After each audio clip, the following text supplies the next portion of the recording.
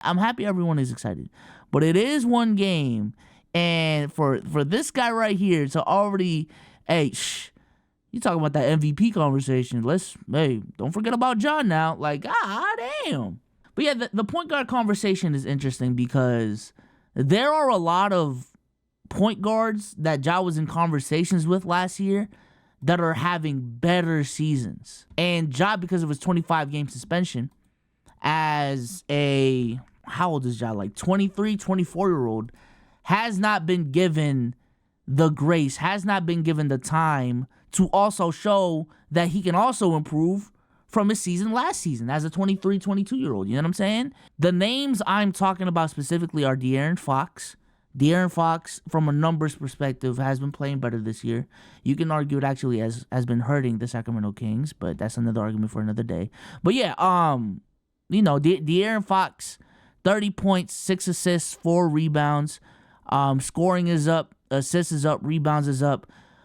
Field goal percentage is about the same, but now he's shooting 38% from 3 on extremely high volume and getting to the line at the best clip of his career.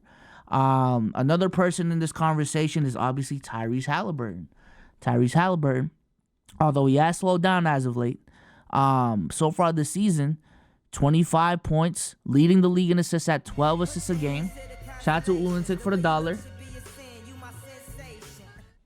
I think Ja already missed too many games to even be considered MVP. Yeah, I don't think he's going to be in the conversation regardless. But yeah, Tyrese Halliburton having a breakout season so far. 25, 12, with the crazy assist to turnover ratio. Damn near shooting 50, 40, 90, right? So there's Tyrese Halliburton. There's also Tyrese Maxey. Tyrese Maxey having a breakout season as well. Putting up 26, 7, and 4. 46, 40, 90% from the field. And then who else? I feel like I'm missing a couple names. We can include Shea in this category. I think Shea has been solidified in the point guard conversation now. And he's having a MVP caliber year. MVP type season. Putting up 31, 6 and 6, having one of the best records, in the league, leading the league in steals. SGA is that guy. On top of the usual suspects, Steph Curry has and always will be in that conversation. Shout out to Glozak for the 100 bits. 1.Luka 2. Steph 3. Shia 4. Fox 5. Ja 6. Holly 7. Trey 8. Brunson 9. Dame 10. LaMelo. Damn. All right. Shout out to Glozak for the top 10. But yeah, the usual suspects, Steph Curry is in that conversation. Luka is in that conversation. Trae Young has been in that conversation. Damian Lillard has been in that conversation. LaMelo Ball, prior to his injury, was in some crazy conversations as well. Don't forget about LaMelo now in the season that he was fucking having. Shout out to LaMelo. Jalen Brunson. Yo, listen, I don't know. Specifically, Jalen Brunson has been the target of these conversations with John Morant.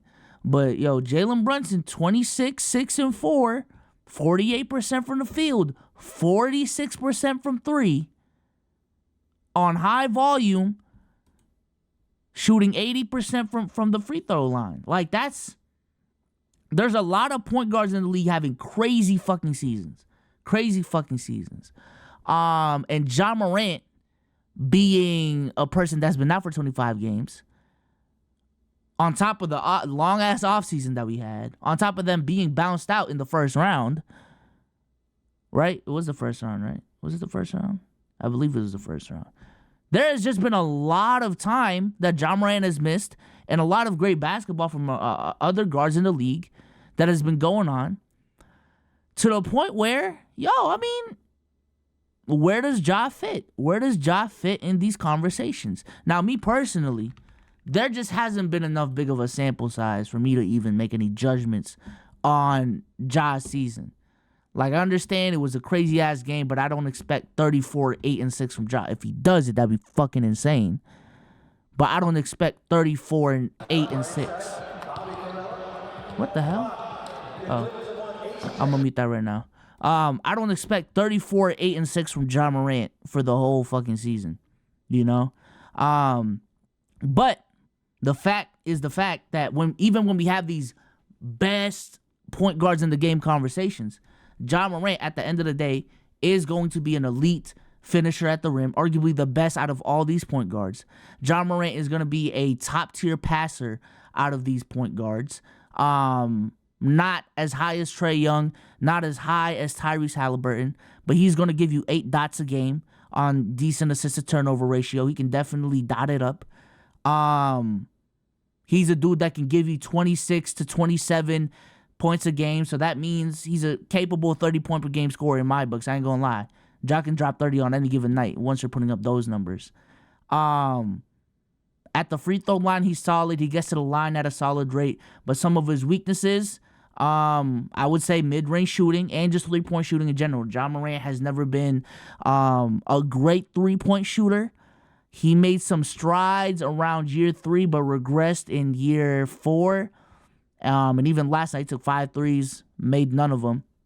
So I think Ja Morant is going to continue to be that. And then on the defensive end, I mean, Ja Morant is at best average. At best average, most people would even consider him below average. So when we have these conversations and you consider other dudes who are having crazy seasons, I personally feel like it's not really disrespect for Ja Morant to be lowered in these conversations as it has more so to do with just other point guards having crazy seasons to the point where they can be compared to a Ja Morant. You know what I'm saying? Devin Booker is if you consider Devin Booker a point guard, I'm honestly not mad at you. But just for the sake of this conversation, I'm not gonna include him. I'm not gonna include LeBron James in this discussion as well. But yeah, when it comes to Ja, I don't think these other point guards being in the conversation is disrespect as much as it is respect to these other players. I don't think anyone has forgotten, or I won't say anyone or everyone. I do think there's a level that has been forgotten because of these suspensions. I don't think people are underrating Ja Morant at this point. It's just when you stack up Ja Morant's skill set to a Jalen Brunson, when you stack up his skill set to a Tyrese Halliburton, when you stack up his skill set to a Tyrese Maxey, the main talking points, AK, we're not multi-streaming on YouTube. You are talking to a void right now. I ain't gonna lie. The main talking points is gonna be about the nitpick. Okay, these numbers are cool, but how are they gonna translate to the playoffs? Okay, these numbers are cool, but has he won as much as Ja Morant? And I feel like at that point, if anything, that just proves that there's more validity to the conversation. When I'm going to keep it a bean, the conversations we are now having is more so about team success than it is just individual play. You know? Because Jalen Brunson is the dude that we'll talk about, or Tyrese is the dude we'll talk about. Right? What is the argument for Ja Morant over Tyrese Halliburton right now? Someone like that, from a basketball perspective, what is the argument for Ja Morant over Tyrese Halliburton right now? For me, I would say a much better finisher at the rim. Much better finisher at the rim. But aside from that, you would probably have to point towards clutch stats, maybe, something like that. Like Ja Morant is better in the clutch. Maybe some statistics would prove that. Let's get it. But yeah, what would be the argument? Plays better in transition, makes better plays in transition. Shout out to Kizo for the 4 months. Ja puts much more pressure on the rim in general. Ja's finishing and rim pressure evens the playmaking field. Okay. Yeah, listen. We saw the highlights. So let me not trip. We saw the fucking highlights. Ja Morant's finishing ability shouldn't just be I mean, he's a better finisher, but what else? Like, I understand what that brings to the table in these conversations. But on the other side, Tyrese's elite shooting, Tyrese's his ability to take care of the basketball, his ability to, in my opinion, just be a better passer, a more efficient scorer all around, in my opinion. And on defense, I mean, they're both kind of cones at this point. So the defense conversation is kind of a wash. Like, when you stack up the skill set, it's just close. It's close.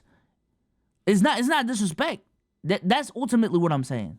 That's ultimately what I'm saying. But hey, I am glad that these conversations will be had again with Ja Morant. I'm glad we can, talk about Ja Morant more. In this conversation, because the league definitely does miss Ja. I miss Ja. No cap. I miss Ja. Me personally, if I were to rank the point guards, I think I said it in one of the streams. Like, that top three is kind of locked between Luka, Shea, and Steph. Luka, Shea, and Steph. After Luka, Shea, and Steph, and let me look at Glow Zach's top 10 just as a reference point. After Luka, Shea, and Steph, everything else is kind of a wash. Or not a wash, but everything else is. I'm gonna wake up one day and think Ja's better than De'Aaron. I'm gonna wake up one day and think, Trey's better than De'Aaron and Ja. I'm gonna wake up one day and think Jalen Brunson is better than Trae Young. Shea over Fox. Yes, Shea over Fox. What are we doing? What are we doing? De'Aaron is better than Shea. Y'all dead ass think that? Nah, this is crazy.